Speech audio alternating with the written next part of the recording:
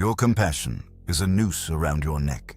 You think you are saving a friend, but in reality, you are feeding a mental parasite that will devour your life to its very foundation. Machiavelli knew one brutal truth. The person who is drowning mentally does not look for a shore. He looks for someone to go to the bottom with him so as not to die alone. Right now, you're giving away your golden hours of life to a person who will turn them into cold ash. Stop or prepare to choke in someone else's abyss. You feel this heavy pressure in your chest every time you see a notification on your phone screen. Your heart freezes not from joy, but from the anticipation of another portion of someone else's poison that you will have to digest. Your shoulders turn to stone and a sharp, invisible pain grips the back of your head because you already know the script. An endless stream of complaints about the injustice of the world, about bad bosses and evil fate, will now be poured into your ears. You feel physical nausea because your own energy reserves are already at zero, but you continue to play the role of a kind listener. Your palms become wet with suppressed anger that you do not dare to release. You feel how your own goals and dreams fade and move to the background because all your attention is occupied by someone else's mental catastrophe. You fall asleep exhausted and wake up with the feeling that your life no longer belongs to you. This is not just fatigue. This is the slow erasure of your personality under the weight of someone else's conscious helplessness. You have become a free container for emotional waste, and your body is sending you alarm signals that you have ignored for so long. Your desire to save a mental drowning person is not a virtue, but a cognitive error caused by evolutionary trash in your head. Niccolò Machiavelli, in the 13th chapter of his treatise, wrote that mercenary and allied troops are useless and dangerous because there is no unity in them. They are ambitious and undisciplined. A mental drowning person is that very allied army that will betray you at the moment of the decisive battle. Machiavelli directly stated that he who contributes to another's power perishes himself, for this power is achieved either by skill or by force, and both of these qualities are suspicious to the one who has become powerful. When you give your energy to the weak, you violate the basic law of power. You feed someone else's infirmity, creating a dependency that will eventually crush you. Your empathy is a biological hack of your sovereignty. The drowning person is too incompetent to realize the depth of his incompetence in life. He does not just suffer, he sincerely believes that the world is obliged to revolve around his pain. This is a form of radical egocentrism that you mistake for a cry for help. You spend your golden assets of time on plugging momentary holes in someone else's psyche, instead of investing them in your long-term expansion. This is economic suicide. You think you will save him in 1 week, but this process stretches for decades, becoming a black hole for your capital. Arthur Schopenhauer pointed out that our happiness depends on what we are and not on what we have. A mental drowning person is essentially empty. He has no inner core, so he tries to attach himself to yours. Schopenhauer compared such people to parasites that can exist only at the expense of someone else's metabolism. To him, you are not a person, but a biological resource. Your compassion is just food. If you stop feeding him, he will not become stronger. He will simply find another host.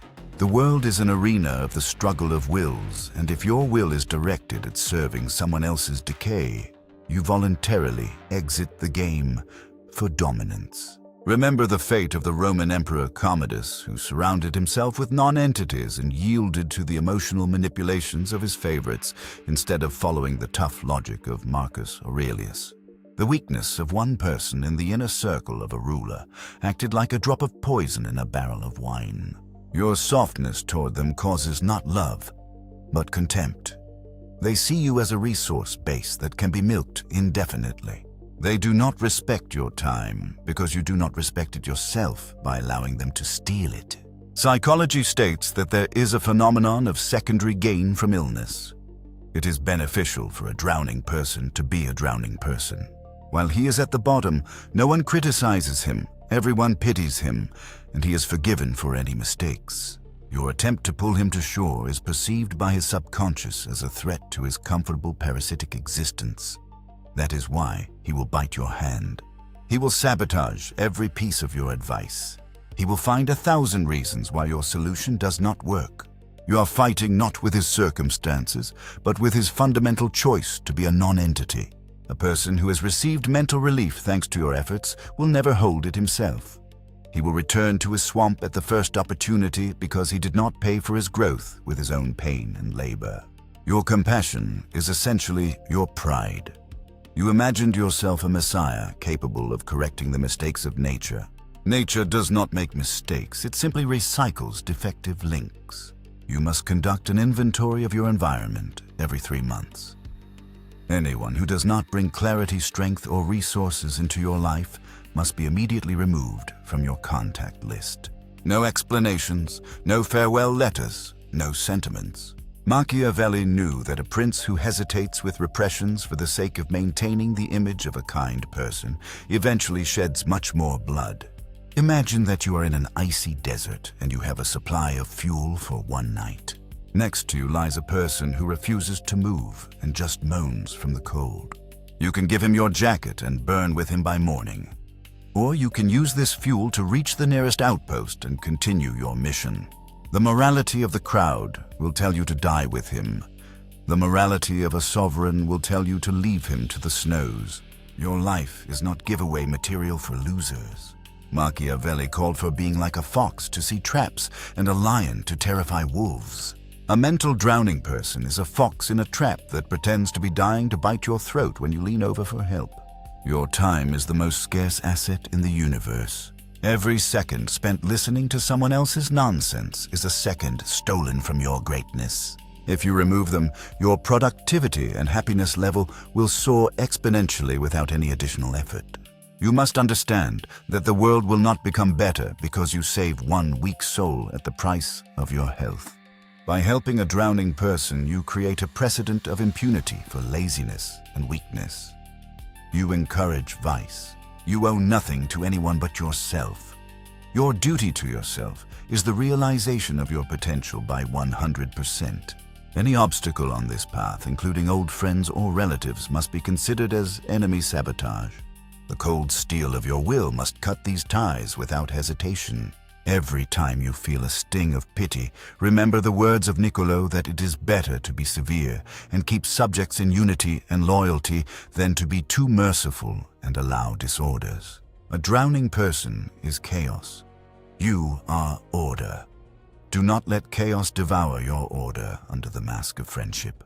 This is a cruel school of life, but it is the only school that produces winners. Everyone else remains at the bottom, chewing their resentment at the world that did not save them. Be the one who walks by. Be the one who chooses himself. Be the one who understands that true greatness requires solitude and total isolation from the virus of human weakness. The first type is the architect of chaos. Your chaos is your choice, and I will not waste the resources of my mind on correcting mistakes you intend to make again. He did not give second chances or waste time on advice. He replaced them with the effective and brutal Ramiro de Orco, and when the dirty work was done, Borgia displayed his body cut in two in the public square. The second type is the eternal infant. He who cannot carry his own weapon is not worthy of being in the ranks. Napoleon made this mistake with his brothers, whom he made kings of captured lands. They only whined and demanded subsidies, putting his army at risk. If you do not throw the infant off your shoulders, you will drown under his weight. The third type is the professional martyr. Remember Louis XIV, who built Versailles against the backdrop of poverty and complaints of the nobility.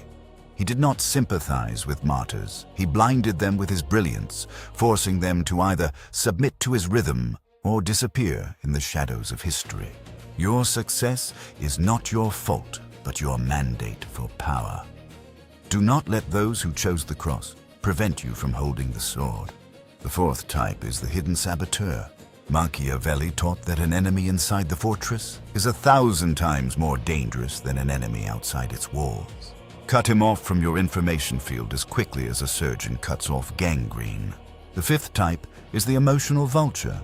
He appears in your life only in moments of his own crises, using you as a free emotional resource. You must demand specific actions and resources in exchange for your attention. As soon as the vulture realizes he must pay for your time with action, he will fly away to find easier prey. All these 5 types share one thing: they do not want to be saved, they want to be served.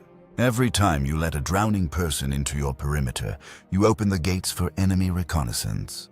Real strength is the ability to look at someone else's suffering and not feel the urge to intervene if that intervention does not serve your great goal. Your environment should consist of ice and stones of those who stand as firmly as you do. Psychology claims that we are the arithmetic mean of the 5 people with whom we spend the most time. If there is at least one drowning person in this 5, he pulls your average down. Your decision to cut them off is not a whim, it is an act of state importance for your personality. It is better to be alone at the top than in a crowd of those who try to drag you into the abyss. The purity of your circle determines the purity of your thoughts and the scale of your achievements.